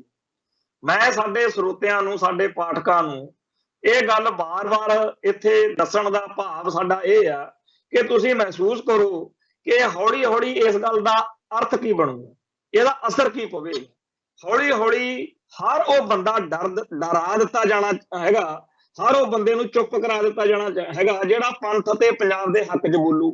ਪਹਿਲਾਂ ਤਾਂ ਇੱਥੋਂ ਸਾਡੀ ਜਿਹੜੀ ਸਾਡੇ ਸਮਾਜ ਦੀ ਕਰੀਮ ਆ, ਜਿਹੜੇ ਬੱਚੇ ਆਈਲੈਟਸਾਂ ਕਰਕੇ ਬਾਹਰਲੇ ਮੁਲਕਾਂ ਦੇ ਵਿੱਚ ਜਾ ਸਕਦੇ ਆ, ਕਿੰਨਾ ਉਹਨਾਂ ਦਾ ਜਰਖੇਜ਼ ਦਿਮਾਗ ਆ, ਤੇ ਜਿਹੜੇ ਉੱਥੇ ਜਾ ਕੇ ਦਿਨ ਰਾਤ ਮਿਹਨਤਾਂ ਕਰਦੇ ਆ, ਸਰੀਰਕ ਤੌਰ ਦੇ ਉੱਤੇ ਕਿੰਨੇ ਬਲਵਾਨ ਆ, ਫਿਰ ਉੱਥੇ ਦੇ ਸਿਸਟਮ ਦੇ ਵਿੱਚ ਰਹਿ ਕੇ ਵੱਡੀਆਂ ਵੱਡੀਆਂ ਪੋਸਟਾਂ ਤੇ ਪਹੁੰਚਦੇ ਆ। ਸਾਡੇ ਕੈਨੇਡਾ ਦੇ ਵਿੱਚ ਟਰੂਡੋ ਗਵਰਨਮੈਂਟ ਦੇ ਵਿੱਚ ਉਦੋਂ ਆਪਾਂ ਕਹਿੰਦੇ ਹੁੰਦੇ ਸੀਗੇ ਵੀ ਉਹਨੇ ਤਾਂ ਮੋਦੀ ਦੀ ਗਵਰਨਮੈਂਟ ਦੇ ਵਿੱਚ ਨਹੀਂ ਸਿੱਖ ਹੈਗੇ ਜਿੰਨੇ ਟਰੂਡੋ ਦੀ ਗਵਰਨਮੈਂਟ ਦੇ ਵਿੱਚ ਨੇ, ਉੱਥੇ ਵਜ਼ਾਰਤ ਵਿੱਚ ਨੇ। ਸੋ ਸਾਰੇ ਮੁਲਕਾਂ ਦੇ ਵਿੱਚ ਜਿਹੜੇ ਬਾਹਰਲੇ ਜਾ ਕੇ ਸਾਡੇ ਪੰਜਾਬ ਦੇ ਲੋਕ, ਸਾਡੇ ਭਾਈ ਤਰੱਕੀਆਂ ਕਰਦੇ ਆ, ਇਹ ਸਾਡੇ ਸਮਾਜ ਦੀ ਕਰੀਮ, ਔਰ ਇਹਦੇ ਬਦਲੇ ਸਾਨੂੰ ਯੂਪੀ ਬਿਹਾਰ ਦੀ ਜਿਹੜੀ ਆ ਸਭ ਤੋਂ ਹੇਠਲੇ ਦਰਜੇ ਦੀ ਉੱਥੋਂ ਦੀ ਜਿਹੜੀ ਹੈਗਾ ਮਾਲ, ਉਹ ਸਾਨੂੰ ਮਿਲ ਰਿਹਾ ਸਕ੍ਰੈਪ, ਸਾਡੀ ਕਰੀਮ ਬਾਹਰ ਜਾ ਰਹੀ ਹੈ। ਔਰ ਇਹ ਸਾਰਾ ਜਿਹੜਾ ਪੰਜਾਬ ਨੂੰ ਇੱਕ ਬਿਲਕੁਲ ਪੁਜੜੀ ਤੇ ਸ਼ਾਮਲਾਟ ਸਮਝਿਆ ਹੋਇਆ ਵੀ ਜਿਹੜਾ ਮਰਜ਼ੀ ਜਾ ਕੇ ਇੱਥੇ ਬਹਿ ਜੇ, ਤੇ ਪੰਜਾਬ ਦੇ ਹੱਕਾਂ ਹਿੱਤਾਂ ਦੀ ਗੱਲ ਕਰਾਉਣ ਵਾਲੇ ਬੰਦਿਆਂ ਨੂੰ ਚੁੱਪ ਕਰਾਓ, ਤੇ ਪੰਜਾਬ ਦੇ ਵਿੱਚ ਆਉਣ ਵਾਲਾ ਸਮਾਂ ਪੰਜਾਬ ਭਵਿੱਖ ਦਾ ਕਿਹੋ ਜਿਹਾ ਹੋਏਗਾ, ਇੱਥੋਂ ਆਪਾਂ ਅੰਦਾਜ਼ਾ ਲਾ ਲਓ ਕਿ ਇੱਥੇ ਹੁਣ ਸ਼ਰੇਆਮ ਜਿਹੜੇ ਬਾਹਰੋਂ ਆਏ ਲੋਕ ਨੇ ਪੰਜਾਬੀਆਂ ਦੇ ਗਲਮੇ ਫੜਨ ਲੱਗ ਪਏ। ਪੰਜਾਬ ਨੂੰ ਜਾਂ ਪੰਜਾਬੀ ਬੋਲਣ ਵਾਲਿਆਂ ਨੂੰ ਜਾਂ ਪੰਜਾਬ ਦੇ ਸਿੱਖਾਂ ਨੂੰ ਜਿਸ ਤਰੀਕੇ ਨਾਲ ਜਲੀਲ ਹੋਣਾ ਪੈ ਰਿਹਾ, ਇਹ ਇੱਕ ਨਵੇਂ ਤਰ੍ਹਾਂ ਦੀ ਸਮੱਸਿਆ ਜਿਹੜੀ ਦਿਨੋਂ ਦਿਨ ਜ਼ੋਰ ਫੜਦੀ ਜਾ ਰਹੀ ਆ। ਸਾਡੇ ਬੰਦਿਆਂ ਨੂੰ ਆਦਤ ਆ ਵੀ ਪਹਿਲਾਂ ਗੱਲ ਨੂੰ ਗੌਲਣਾ ਨਹੀਂ, ਤੇ ਜਦੋਂ ਗੱਲ ਸਿਰ ਤੇ ਪੈ ਜਾਂਦੀ ਆ ਉਦੋਂ ਫਿਰ ਕਹਿੰਦੇ ਆ ਵੀ ਕਰੀਏ ਕੀ। ਜਦੋਂ 1982 ਦੇ ਧਰਮ ਯੁੱਧ ਮੋਰਚੇ ਦੇ ਦਿਨਾਂ ਦੇ ਵਿੱਚ ਕਪੂਰੀ ਨਹਿਰ ਦੇ ਮੋਰਚੇ ਦੀ ਗੱਲ ਕਰਨੀ, ਦਰਿਆਈ ਪਾਣੀਆਂ ਦੇ ਮਸਲੇ ਦੀ ਗੱਲ ਕਰਨੀ, ਉਦੋਂ ਕਿਸੇ ਨੇ ਨਾ ਸੁਣਨੀ, ਹੱਸ ਪੈਣਾ ਵੀ ਛੱਡੋ ਜੀ ਇਹ ਕਿਹੜੀ ਗੱਲ ਆ, ਇੰਨਾ ਪਾਣੀ ਆ। ਅੱਜ ਪੰਜਾਬ ਬੰਜਰ ਬਣਿਆ ਪਿਆ। ਅੱਜ ਪੰਜਾਬ ਦੇ ਜਿਹੜੇ ਨੇਗੇ 80-90% ਬਲਾਕ ਆ ਜਿਹੜੇ ਉਹ ਕਾਲੇ ਐਲਾਨ ਦਿੱਤੇ ਗਏ ਨੇ, ਤੇ ਸਾਫ਼ ਦੱਸਿਆ ਜਾ ਰਿਹਾ ਕਿ ਪੰਜਾਬ ਜਿਹੜਾ ਹੈ ਉਹ ਬਿਲਕੁਲ ਰੇਗਿਸਤਾਨ ਬਣ ਜਾਊਗਾ ਅਗਲੇ 25-30 ਸਾਲਾਂ ਦੇ ਵਿੱਚ। ਤੇ ਜੇ ਗੱਲ ਅੱਜ ਤੋਂ 25-30 ਸਾਲ ਪਹਿਲਾਂ ਗੋਲੀ ਹੁੰਦੀ, ਜੇ ਪੰਜਾਬ ਦੇ ਦਰਿਆਈ ਪਾਣੀਆਂ ਦੇ ਸੰਘਰਸ਼ ਚੱਲ ਰਿਹਾ ਸੀਗਾ, ਉਹਦੀ ਲੜਾਈ ਨੂੰ ਸੁਚੱਜੇ ਤਰੀਕੇ ਨਾਲ ਜਿੱਤਿਆ ਜਾਂਦਾ ਤਾਂ ਕੋਈ ਗੱਲ ਬਣਦੀ। ਹੁਣ ਅੱਜ ਇਸੇ ਤਰੀਕੇ ਨਾਲ ਪੰਜਾਬੀ ਬੋਲੀ ਦਾ ਮਸਲਾ, ਜਦੋਂ ਇਹਦੀ ਪ੍ਰਕਾਸ਼ ਸਿੰਘ ਬਾਦਲ ਵਾਲੀ 97 ਚ ਸਰਕਾਰ ਬਣੀ, ਉਦੋਂ ਬਹੁਤ ਲੋਕਾਂ ਨੇ ਕਿਹਾ ਕਿ ਪੰਜਾਬ ਦੇ ਵਿੱਚ ਸਾਨੂੰ ਪੰਜਾਬੀ ਬੋਲੀ ਦੀ ਹੀ ਜਿਹੜਾ ਝੰਡਾ ਉਹ ਬੁਲੰਦ ਕਰਨਾ ਚਾਹੀਦਾ। ਪਰ ਇੱਥੇ ਲਿਆ ਕੇ ਦੱਸਤਾ ਜੀ ਅੰਗਰੇਜ਼ੀ ਸਿੱਖਣੀ ਆ, ਫਲਾਨਾ ਸਿੱਖਣਾ। ਤੋਤਾ ਸਿੰਘ ਵਰਗਿਆਂ ਨੇ ਜਾਂ ਹੋਰ ਲੋਕਾਂ ਨੇ ਉਹਨਾਂ ਦਿਨਾਂ ਚ ਜਬੜੀਆਂ ਜਿਹੀਆਂ ਮਾਰ ਕੇ ਲੋਕਾਂ ਨੂੰ ਬੜਾ ਅਜੀਬ ਜਿਹਾ ਮਾਹੌਲ ਬਣਾ ਧਰਿਆ। ਤੇ ਅੱਜ ਸਾਡੇ ਬੰਦੇ ਜਿਹੜੇ ਨੇ ਉਹ ਇਸ ਗੱਲੋਂ ਪੰਜਾਬੀ ਬੋਲੀ ਚ ਬਹੁਤ ਪਛੜੇ ਹੋਏ ਨੇ। ਸਾਡੇ ਬਹੁਤ ਸਾਰੇ ਪੰਜਾਬੀ ਬੱਚਿਆਂ ਦੀ ਬੋਲੀ ਦਾ ਜਿਹੜਾ ਬੋਲਣ ਦਾ ਲਹਿਜਾ ਜਾਂ ਸ਼ਬਦਾਂ ਦੀ ਚੋਣ ਆ ਉਹਨਾਂ ਤੋਂ ਨਹੀਂ ਹੁੰਦੀ। ਤੇ ਜਿਵੇਂ ਬਾਹਰਲੇ ਮੁਲਕਾਂ ਦੇ ਵਿੱਚ ਜਾ ਕੇ ਸਾਡੇ ਬੱਚਿਆਂ ਨੂੰ ਪ੍ਰੋਬਲਮ ਆ ਰਹੀ ਆ ਪੰਜਾਬੀ ਬੋਲਣ ਦੇ ਵਿੱਚ, ਕਈ ਜਿਹੜੇ ਨੇ ਨਿਆਣੇ ਉਹਨਾਂ ਨੂੰ ਸਮੱਸਿਆ ਆਈ, ਉਹਨਾਂ ਨੇ ਪਹਿਲੋਂ ਵਾਲੇ ਬਜ਼ੁਰਗਾਂ ਨੇ ਜਾ ਕੇ ਫਿਰ ਇਹਦਾ ਹੱਲ ਕੱਢਿਆ। ਤੇ ਹੁਣ ਕੈਨੇਡਾ ਅਮਰੀਕਾ ਦੇ ਵਿੱਚ ਤਾਂ ਰਹਿਣ ਵਾਲੇ ਬਹੁਤ ਸਾਰੇ ਬੱਚੇ ਪੰਜਾਬੀ ਸ਼ੁੱਧ ਬੋਲਦੇ ਆ, ਪਰ ਸਾਡੇ ਪੰਜਾਬ ਦੇ ਵਿੱਚ ਸ਼ਹਿਰਾਂ ਦੇ ਵਿੱਚ ਜਿਹੜੇ ਅੰਗਰੇਜ਼ੀ ਮੀਡੀਅਮ ਸਕੂਲ ਨੇ ਉਹ ਉਹਨਾਂ ਦੀ ਬੋਲੀ ਜਿਹੜੀ ਆ ਪੂਰੀ ਤਰ੍ਹਾਂ ਵਿਗਾੜ ਰਹੇ ਨੇ। ਹੁਣ ਉਹ ਜਦੋਂ ਬੋਲਦੇ ਆ ਤਾਂ 10 ਸ਼ਬਦ ਜੇ ਬੋਲਦੇ ਆ ਤਾਂ 7 ਅੰਗਰੇਜ਼ੀ ਦੇ, 2 ਹਿੰਦੀ ਤੇ 1 ਅੱਧਾ ਪੰਜਾਬੀ ਦਾ ਬੋਲ ਕੇ ਸਾਡੀ ਬੋਲੀ ਦਾ ਜਿਹੜਾ ਬੇੜਾ ਗਰਕ ਆ ਉਹ ਕੀਤਾ ਜਾ ਰਿਹਾ। ਤੇ ਜਦੋਂ ਇਹ ਗੱਲ ਵਿਰੋਧ ਕੀਤਾ ਸੀ ਉਦੋਂ ਇਸ ਗੱਲ ਨੂੰ ਸਮਝਿਆ ਨਹੀਂ। ਸੋ ਹਰ ਮਸਲੇ ਦੇ ਉੱਤੇ ਵਕਤ ਲੰਘਣ ਤੋਂ ਬਾਅਦ ਹੀ ਸਾਨੂੰ ਅਕਲ ਆਉਂਦੀ ਹੈ। ਜਦੋਂ 1991-92 ਦੇ ਵਿੱਚ ਖਾੜਕੂ ਲਹਿਰ ਨੇ ਲੋਕਾਂ ਨੂੰ ਘੱਟ ਖਰਚੇ ਕਰਕੇ ਵਿਆਹ ਕਰਨ ਲਈ ਵੀ ਦਾਜ ਨਾ ਲਓ, 11 ਬੰਦੇ ਬਰਾਤ ਜਾਣ, ਨਸ਼ੇ ਨਾ ਕਰੋ, ਆਹ ਨਾ ਕਰੋ, ਉਹ ਨਾ ਕਰੋ, ਜਦੋਂ ਇਹ ਗੱਲਾਂ ਕੀਤੀਆਂ ਉਦੋਂ ਲੋਕ ਉਸ ਗੱਲ ਤੋਂ ਕਈ ਔਖੇ ਸੀ। ਤੇ ਅੱਜ ਫਾਹੇ ਲੈ ਕੇ ਜਿਹੜਾ ਜ਼ਿਮੀਂਦਾਰ ਭਾਈਚਾਰਾ ਉਹਦੇ ਚ ਕਹਿੰਦੇ ਜੀ ਕਰਜ਼ਈ ਹੋ ਗਏ। ਸੋ ਜੇਕਰ ਸਮਾਂ ਰਹਿੰਦਿਆਂ ਹੋਇਆਂ, ਵਕਤ ਰਹਿੰਦਿਆਂ ਹੋਇਆਂ ਗੱਲਾਂ ਨੂੰ ਸਮਝ ਲੈਂਦੇ ਤਾਂ ਸ਼ਾਇਦ ਸਮੱਸਿਆ ਨਾ ਆਉਂਦੀ। ਪਰ ਜੋ ਹੋ ਗਿਆ ਸੋ ਹੋ ਗਿਆ। ਹੁਣ ਇਸ ਵੇਲੇ ਜਿਹੜੀ ਨਵੀਂ ਸਮੱਸਿਆ ਸਾਡੇ ਗਲ ਪੈ ਰਹੀ ਆ ਉਹ ਹੈ ਪੰਜਾਬ ਦੇ ਵਿੱਚ ਸਿੱਖਾਂ ਦੀ ਆਬਾਦੀ, ਪੰਜਾਬੀ ਬੋਲਣ ਵਾਲਿਆਂ ਦੀ ਆਬਾਦੀ ਦਿਨੋਂ ਦਿਨ ਘਟਣ ਦਾ ਬਹੁਤ ਭਾਰੀ ਜਿਹੜਾ ਨੁਕਸਾਨ ਆ ਉਹ ਆਉਣ ਵਾਲੇ ਸਮੇਂ 'ਚ ਹੋਏਗਾ। ਕਹਿੰਦੇ ਆ ਵੀ ਖਾਲਿਸਤਾਨ ਲੈਣਾ, ਤੇ ਖਾਲਿਸਤਾਨ ਲੈਣ ਵਾਲੇ ਲੋਕਾਂ ਨੂੰ ਇੱਥੇ ਇੰਨੀ ਗਿਣਤੀ 'ਚ ਆਪਾਂ ਘਟਾ ਰਹੇ ਆ ਕਿ ਕੱਲ ਕਲਾ ਨੂੰ ਜਦੋਂ ਭਾਰਤ ਸਰਕਾਰ ਖੁਦ ਕਹੂਗੀ ਵੀ ਦੁਨੀਆ ਭਰ ਦੇ ਲੋਕੋ ਆਓ ਅਸੀਂ ਕਰਾਉਂਦੇ ਆ ਰੈਫਰੈਂਡਮ ਪੰਜਾਬ ਦੇ ਵਿੱਚ, ਦੇਖ ਲਓ ਇਹਨਾਂ ਦੇ ਹੱਕ 'ਚ ਕਿੰਨੇ ਬੰਦੇ ਆ। ਤੇ ਜੇਕਰ ਸਾਨੂੰ 20% ਹੀ ਵੋਟ ਮਿਲੇ ਉਦੋਂ ਸਾਰੀ ਦੁਨੀਆ ਸਾਡੇ ਤੇ ਹੱਸੂ ਕਿ ਤੁਹਾਡਾ ਆਪ ਦਾ ਜਿਹੜਾ ਹੋਮਲੈਂਡ ਆ ਉੱਥੇ ਤਾਂ ਤੁਹਾਡੇ ਕੋਲੇ ਬੰਦੇ ਨਹੀਂ, ਉੱਥੇ ਤਾਂ ਤੁਹਾਡੀ ਗਿਣਤੀ ਨਹੀਂ, ਤੇ ਤੁਸੀਂ ਕਿੱਥੇ ਕਿਹੜੀ ਗੱਲ ਕਰਦੇ ਫਿਰਦੇ ਹੋ। ਸੋ ਜਿਹੜਾ ਮਾਹੌਲ ਸਾਡੇ ਖਿਲਾਫ ਸਿਰਜਿਆ ਜਾ ਰਿਹਾ, ਜੋ ਨੈਰੇਟਿਵ ਸਾਡੇ ਖਿਲਾਫ ਬਣਾਇਆ ਜਾ ਰਿਹਾ, ਉਹਦੇ ਵਿੱਚ ਸਾਡੇ ਫਰਜ਼ ਨੇ ਕੁਝ, ਉਹ ਫਰਜ਼ਾਂ ਦੇ ਬਾਰੇ ਜਦੋਂ ਵੀ ਚਰਚਾ ਕਰਨ ਦੀ ਜਦੋਂ ਵੀ ਕਿਤੇ ਲੋੜ ਪੈਂਦੀ ਆ, ਉਸ ਮੌਕੇ ਸਾਡੇ ਬੰਦਿਆਂ ਨੂੰ ਲੱਗਦਾ ਕਿ ਇਹ ਗੱਲਾਂ ਐਡੀਆਂ ਇੰਪੋਰਟੈਂਟ ਨਹੀਂ ਹੈਗੀਆਂ, ਤੇ ਜਦੋਂ ਵਕਤ ਲੰਘ ਜਾਂਦਾ ਉਦੋਂ ਕਹਿੰਦੇ ਆ ਵੀ ਅਸੀਂ ਉਹ ਗੱਲ ਨੂੰ ਵਿਚਾਰਿਆ ਕਿਉਂ ਨਹੀਂ। ਤਾਂ ਜਿਹੜੀ ਗੱਲ ਸਰਦਾਰ ਕਪੂਰ ਸਿੰਘ ਕਹਿੰਦੇ ਹੁੰਦੇ ਸੀ ਵੀ ਹਿੰਦੂ ਜਿਹੜਾ ਅੰਗਰੇਜ਼ ਆ ਉਹ ਬੜਾ ਦੂਰਦਰਸ਼ਕ ਆ, ਉਹ 100 ਸਾਲ ਪਹਿਲਾਂ ਕਿਸੇ ਸਮੱਸਿਆ ਨੂੰ ਸਮਝ ਕੇ ਉਹਦਾ ਹੱਲ ਲੱਭਣ ਬਹਿ ਜਾਂਦਾ, ਤੇ ਜਿਹੜਾ ਮੁਸਲਮਾਨ ਆ ਉਹ 50 ਸਾਲ ਪਹਿਲਾਂ ਸੋਚ ਲੈਂਦਾ, ਤੇ ਹਿੰਦੂ ਜਿਹੜਾ ਉਹ 25 ਸਾਲ ਪਹਿਲਾਂ ਸੋਚ ਕੇ ਹੱਲ ਲੱਭਣ ਤੁਰ ਪੈਂਦਾ। ਪਰ ਸਿੱਖ ਕਹਿੰਦੇ ਜਿਹੜਾ ਉਹ 25-30 ਸਾਲ ਬਾਅਦ ਚ ਕਹਿੰਦਾ ਹੁੰਦਾ ਵੀ ਯਾਰ ਜੇ ਉਦੋਂ ਐ ਕਰ ਲੈਂਦੇ ਤਾਂ ਵਧੀਆ ਰਹਿੰਦੇ। ਤੇ ਹੁਣ ਵੀ ਆਪਾਂ ਉਹੀ ਕੰਮ ਕਰ ਰਹੇ ਹਾਂ। ਸੋ ਜਿਹੜੇ ਸਾਡੇ ਭਰਾ ਬਾਹਰਲੇ ਮੁਲਕਾਂ ਨੂੰ ਜਾ ਰਹੇ ਨੇ ਉਹ ਜਮ ਜਾਣ, ਪਰ ਇੱਥੇ ਆਪਦੀਆਂ ਜ਼ਮੀਨਾਂ ਜਾਇਦਾਦਾਂ ਦੇ ਉੱਤੇ ਹੱਕ ਨਾ ਛੱਡ ਕੇ ਜਾਣ। ਇੱਕ ਨਾ ਇੱਕ ਦਿਨ ਇਹੋ ਜਿਹਾ ਆ ਸਕਦਾ ਜਦੋਂ ਤੁਹਾਨੂੰ ਤੁਹਾਡੀ ਧਰਤੀ ਤੇ ਵਾਪਸ ਮੁੜਨਾ ਪੈ ਜਾਵੇ। ਇੱਥੋਂ ਆਪਦਾ ਬਿਲਕੁਲ ਬੀਜ ਨਾਸ਼ ਕਰਕੇ ਨਾ ਜਾਣ, ਜੜ ਵੱਢ ਕੇ ਨਾ ਜਾਣ। ਪੰਜਾਬ ਦੇ ਵਿੱਚ ਆਪਦਾ ਕਿਸੇ ਨਾ ਕਿਸੇ ਰੂਪ ਦੇ ਵਿੱਚ ਕੋਈ ਨਾ ਕੋਈ ਹਿਸਾਬ ਕਿਤਾਬ ਜ਼ਰੂਰ ਬਣਾ ਕੇ ਰੱਖੋ, ਤੇ ਖਾਸ ਤੌਰ ਦੇ ਉੱਤੇ ਜਿਹੜੇ ਤੁਹਾਡੇ ਭਰਾ ਇੱਥੇ ਵਸਦੇ ਆ ਉਹਨਾਂ ਦੀ ਬਾਹ ਫੜੋ। ਇੱਕ ਪਾਸੇ ਤਾਂ ਇੰਡੀਅਨ ਸਟੇਟ ਨੇ ਪੂਰਾ ਏਜੰਡਾ ਮਿਥਿਆ ਹੋਇਆ ਕਿ ਪੰਜਾਬ ਦੇ ਲੋਕਾਂ ਨੂੰ ਘਸਿਆਰੇ ਬਣਾ ਕੇ ਮਾਰਨਾ। ਜਦੋਂ ਤੁਸੀਂ ਬਾਹਰ ਗਏ ਹੋ ਤੇ ਬਾਹਰ ਜਾ ਕੇ ਆਪਦੇ ਭਰਾਵਾਂ ਦੀ ਬਾਹ ਫੜੋ। ਇੱਥੇ ਪੰਜਾਬ ਦੇ ਵਿੱਚ ਸਾਡੇ ਭਾਈਚਾਰੇ ਦੇ ਲੋਕ ਜਦੋਂ ਲੇਬਰ ਚੌਂਕ 'ਚ ਖੜੇ ਹੁੰਦੇ ਆ ਤਾਂ ਉਹ ਸਾਰਾ ਦਿਨ ਵਿਹਲੇ ਰਹਿ ਕੇ ਮੁੜ ਜਾਂਦੇ ਆ, ਤੇ ਅਸੀਂ ਜਦੋਂ ਲੇਬਰ ਇੱਥੋਂ ਬੰਦੇ ਲੈਣ ਜਾਂਦੇ ਆ ਉਹ ਦੂਜੇ ਸੂਬਿਆਂ ਤੋਂ ਜਿਹੜੇ ਆਏ ਬੰਦੇ ਆ ਉਹਨਾਂ ਨੂੰ ਲੈ ਜਾਂਦੇ। ਲੇਬਰ ਦੇ ਵਿੱਚ ਪੰਜਾਬੀ ਬੰਦੇ ਪਛੜਾਏ ਜਾ ਰਹੇ ਆ। ਜੇ ਰੇਹੜੀਆਂ ਲਾਉਂਦੇ ਆ ਤਾਂ ਉੱਥੇ ਸਾਡੇ ਪੰਜਾਬੀ ਬੰਦੇ ਕੋਲੇ ਆਪਾਂ ਲੈ ਕੇ ਉਹ ਤੋਂ ਕੰਮ ਲੈਣ ਨੂੰ, ਉਹ ਤੋਂ ਖਾਣ ਕੇ ਕੁਛ ਰਾਜੀ ਨਹੀਂ। ਜੇ ਆਪਾਂ ਸਬਜ਼ੀ ਵੇਚਦਾ ਹੋਵੇ ਪੰਜਾਬੀ ਬੰਦਾ, ਉਹਦੇ ਤੋਂ ਸਬਜ਼ੀ ਨਹੀਂ ਲੈਣੀ। ਹਰ ਥਾਂ ਦੇ ਉੱਤੇ ਜੇ ਅਸੀਂ ਦੂਜੇ ਸੂਬਿਆਂ ਦੇ ਲੋਕਾਂ ਨੂੰ ਤਰਜੀਹ ਦੇਣੀ, ਹਰ ਤਰੀਕੇ ਨਾਲ ਪੰਜਾਬ ਦੇ ਲੋਕਾਂ ਨੂੰ ਪਛੜਾਉਣਾ, ਹਰ ਥਾਂ ਦੇ ਉੱਤੇ ਪੱਗ ਦਾੜੇ ਵਾਲੇ ਨੂੰ ਪਿੱਛੇ ਸਿੱਟਣਾ, ਤਾਂ ਇਹ ਕੰਮ ਤਾਂ ਭਾਈ ਭਾਰਤ ਦੀ ਹਕੂਮਤ ਪਹਿਲਾਂ ਹੀ ਕਰ ਰਹੀ ਹੈ। ਪਹਿਲਾਂ ਹੀ ਭਾਰਤੀ ਹਕੂਮਤੀ ਸਿਸਟਮ ਜਿਹੜਾ ਹੈਗਾ ਪੱਗ ਤੇ ਦਾੜੇ ਦੇ ਬਾਰੇ ਇਹ ਬਣਾ ਦੇਣਾ ਚਾਹੁੰਦਾ ਕਿ ਇਹਨਾਂ ਨਾਲ ਰੱਜ ਕੇ ਰੋਟੀ ਨਹੀਂ ਮਿਲਦੀ, ਹੁਣ ਸਿਰ ਮਨਾਓ ਜੇ ਇੱਥੇ ਰਹਿਣਾ। ਸੋ ਜਿਹੜਾ ਇਹ ਸਾਰਾ ਮਾਹੌਲ ਪੰਜਾਬ ਅਤੇ ਪੰਥ ਦੇ ਖਿਲਾਫ ਸਿਰਜਿਆ ਜਾ ਰਿਹਾ, ਇਹਦੇ ਵਿੱਚ ਜਿਹੜੇ ਸਾਡੇ ਫਰਜ਼ ਨੇ ਉਹ ਸਾਨੂੰ ਕਿਸੇ ਆਊਟਸਾਈਡਰ ਨੇ ਨਹੀਂ ਦੱਸਣ ਆਉਣੇ। ਸਾਨੂੰ ਆਪਦੇ ਅੰਦਰੋਂ ਉਹ ਚੀਜ਼, ਉਹ ਸਮਝ ਪੈਦਾ ਕਰਨੀ ਪਊਗੀ, ਤਾਂ ਹੀ ਸਾਡਾ ਕੁਝ ਬਣ ਸਕੇਗਾ। ਸੋ ਅੱਜ ਲਈ ਇੱਥੇ ਹੀ ਸਮਾਪਤੀ ਕਰਦੇ ਹਾਂ, ਕੱਲ ਫੇਰ ਮਿਲਾਂਗੇ। ਨਾਨਕ ਨਾਮ ਚੜ੍ਹਦੀ ਕਲਾ, ਤੇਰੇ ਭਾਣੇ ਸਰਬੱਤ ਦਾ ਭਲਾ। ਵਾਹਿਗੁਰੂ ਜੀ ਕਾ ਖਾਲਸਾ, ਵਾਹਿਗੁਰੂ ਜੀ ਕੀ ਫਤਿਹ।